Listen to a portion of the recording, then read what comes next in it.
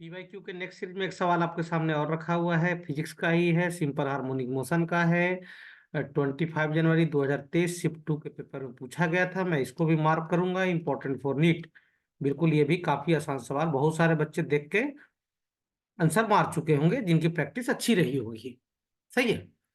A particle executing simple harmonic motion between x equals to -a to x equals to क्या +a, if time taken by the particle, है ना, from x equals to 0 to a/2। देखिए, ये simple harmonic motion कर रहा है, कहाँ से कहाँ तक, -a से कहाँ तक, +a तक।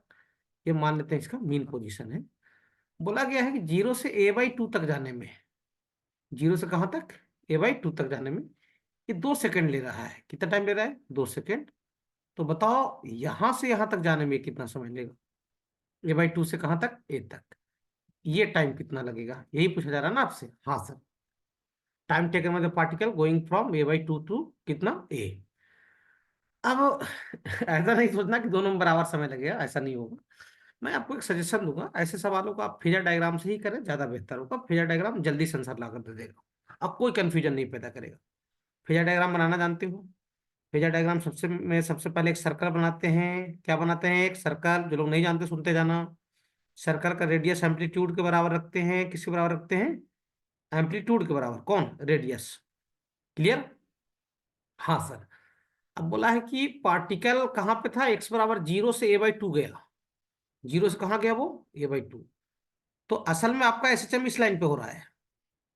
सही है। और इसी सर्कल का प्रोजेक्शन लेते हैं कहाँ पे, एक्स एक्सिस पे, वही एसएचएम होता है।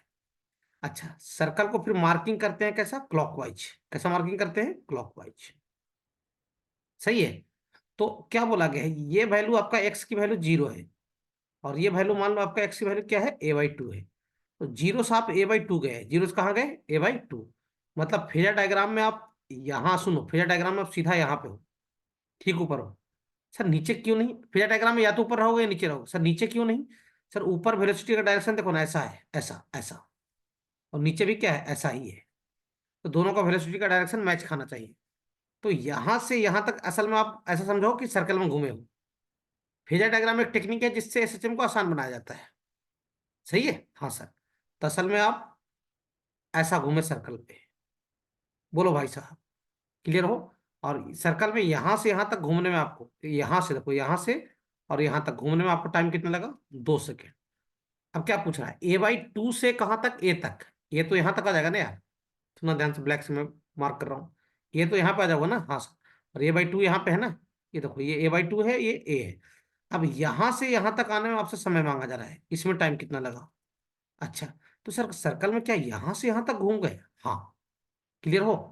यहां से यहां तक जाने में कितना समय लगा आपको? अब सुनना ध्यान से। ये दिखाई दे रहा है, ये रेडियस a के बराबर है। किसके बराबर है? a के बराबर है। अब सुनना ध्यान से, मैं यही बता रहा हूँ, इधर ही कहीं पे देखना, ध्यान देना। सबसे पहले तो ये एंगल आपको पता करना पड़ेगा, तो इसको आप मिला दो इस टाइप से, ऐसा, और ये ऐसा। ये शुरुआत वाला है वर्टिकल लाइन के साथ ना, ये एंगल थीटा निकालना पड़ेगा। ये निकल जाएगा तो ये एंगल आसानी से मिल जाएगा, है ना। ये कितना है साहब आपका, a/2। ठीक इसके सामने ही तो है ना ये। हाँ सर, तो ये a/2 और ये a है, और ये मानते हैं थीटा। तो साइन थीटा क्या लिखिएगा सर, परपेंडिकुलर बाई क्या, हाइपोटेनियस। साइन थीटा 1/2 आ जाएगा, यानी थीटा 30 डिग्री।